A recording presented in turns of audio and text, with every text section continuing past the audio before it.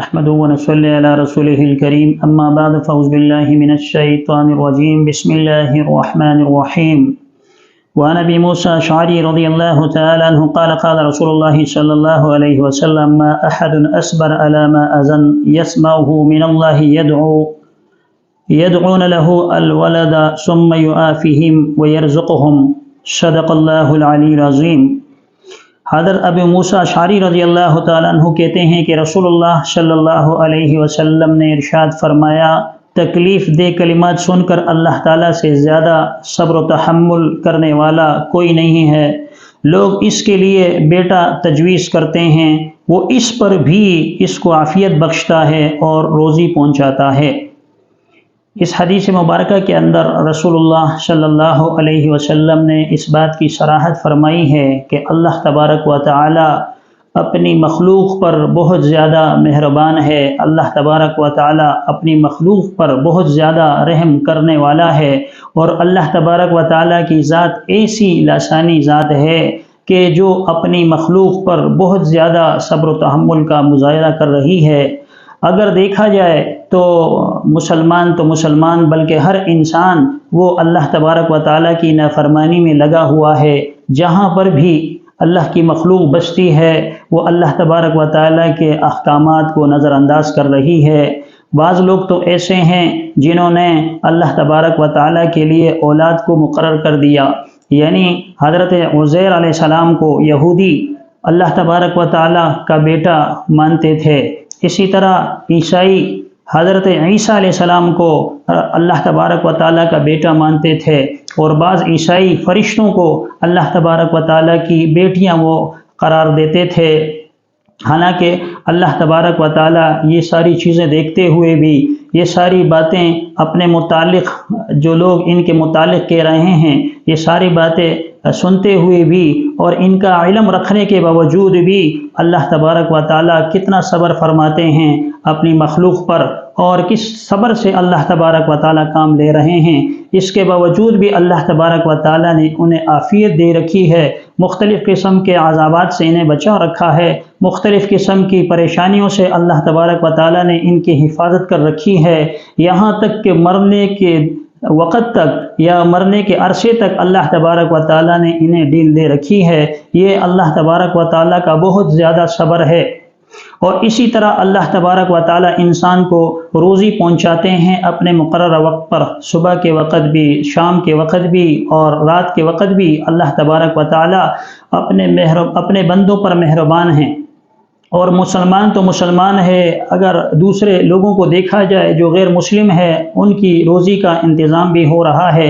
نافرمان اور ناشکر لوگوں کو بھی اللہ تبارک و تعالیٰ روزی پہنچا رہے ہیں، حالانکہ وہ اللہ کے ساتھ ایک طرف شریک ٹھہرا رہے ہیں اور دوسری طرف اللہ تبارک و تعالیٰ کے احکامات کو پس پش ڈال رہے ہیں۔ حالانکہ اگر اللہ چاہتا تو زمین پر ان کا وجود مٹا دیتا، اگر اللہ تبارک و تعالیٰ چاہتا تو انہیں نیست و نابود کر لیتا، اگر اللہ تبارک و تعالیٰ چاہتا تو ان کی نسلیں برباد کر دیتا، اگر اللہ تبارک و تعالیٰ چاہتا تو انہیں ایسا غرق کر دیتا کہ دنیا کے لیے نشان عبرت بنا دیتا، اور اگر اللہ تبارک و تعالیٰ چاہتا تو ان کا وہ حال کرتا کہ اس سے پہلے اللہ نے نہ کسی امتیوں کا کیا ہوگا اور نہ ایسا قیامت تک ہو سکے گا، لیکن اللہ تبارک و تعالیٰ باوجود ان چیزوں کے جاننے کے بہت زیادہ صبر کا مظاہرہ کر رہے ہیں، بہت زیادہ تحمل کا مظاہرہ کر رہے ہیں۔ تو انسانیت کا تقاضا تو یہ تھا، اور انسانیت کو اس چیز کو باور کرانا تھا کہ دیکھو اللہ تبارے پر کتنا زیادہ احسان کر رہے ہیں، اللہ تبارک و تعالیٰ کا شکر ادا کرنا چاہیے تھا، اللہ کی نافرمانی سے بچ جانا چاہیے تھا۔ حالانکہ انسان کی تخلیق اللہ تبارک و تعالیٰ نے ایک نطفے سے کی، اس نطفے سے اللہ تبارک و تعالیٰ نے انسان کی تخلیق کی جو بالکل حقیر سا نطفہ تھا۔ اللہ تبارک و تعالیٰ نے ماں کے رحم میں اسے ٹھہرایا اور اسے نطفے سے انسان بنایا۔ اللہ تبارک و تعالیٰ نے اسے بہت سارے اعضاء عطا فرمائے جو اس کے کھانے پینے کے کام آئے، جو اس کے دیکھنے کے کام آئے، جو اس کے چلنے پھرنے کے کام آئے، اور اس کو ایسی صلاحیت اور بصیرت سے نوازا جن کا یہ تصور بھی نہیں کر سکتا تھا۔ اللہ نے علم دیا، اللہ نے سمجھ دی، اللہ نے فہم دیا، اللہ نے صلاحیت عطا فرمائی تو ان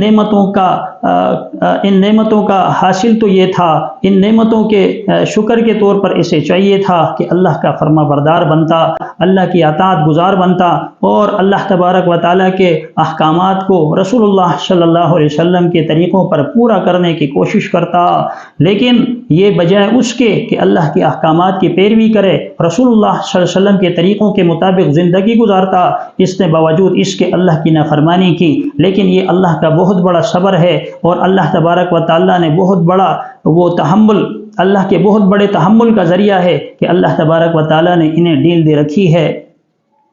تو ہمیں چاہیے کہ ہم اللہ تعالیٰ کی ہر نعمت پر شکر ادا کریں، اپنے جسم کے ایک ایک اعضاء پر شکر ادا کریں اور اللہ تبارک و تعالیٰ کی نافرمانی سے بچیں، اسی لیے کہ وہی ہمارا خالق حقیقی ہے۔ روح کا مالک بھی وہ ہے، جسم کا مالک بھی وہ ہے، روزی کا مالک بھی وہ ہے، جتنی نعمتیں دی ہیں ساری کی ساری اسی کی طرف سے ہمیں عطا کردہ ہیں۔ کوشش اس بات کی کرنی چاہیے کہ کسی حال میں بھی اللہ تبارک و تعالی ہم سے روٹھ نہ جائے، کہیں خفا نہ ہو جائے، کہیں ناراض نہ ہو جائے۔ ہر وقت اللہ کو منانے کی کوشش کریں اور اللہ تبارک و تعالی کی نافرمانی سے اپنے آپ کو بچائیں۔ اللہ تبارک و تعالی ہمیں اپنی نافرمانی سے بچائے اور اس رسوائی سے بچائے جو آخرت کے اندر پیش آنے والی ہے۔ اللہ ہمیں دنیائی اور اخروی مصیبتوں سے محفوظ رکھے۔ آمین۔ وآخر دعوانا ان الحمد للہ رب العالمین۔